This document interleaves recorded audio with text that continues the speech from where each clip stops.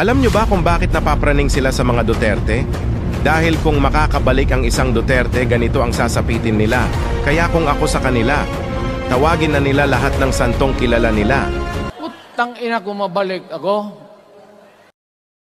Akong Japan, na-meet ko yung ating mga overseas Filipinos na nakatira na doon, nagtatrabaho doon, at marami sa kanilang mga pamilya ang nandito sa Pilipinas. At tinanong nila ako kung tatakbo ba daw ako ngayong 2028, at sinabi ko sa kanila, I'm seriously considering running in the 2028 presidential elections dahil sa mga nakikita natin sa bayan natin na dapat ayusin, dapat baguhin, kailangan maging competitive tayo sa mga kapitbahay natin dito sa ating region, at hindi lang sa region kundi sa buong mundo. Napapag-iwanan na ang Pilipinas at ayaw natin yon.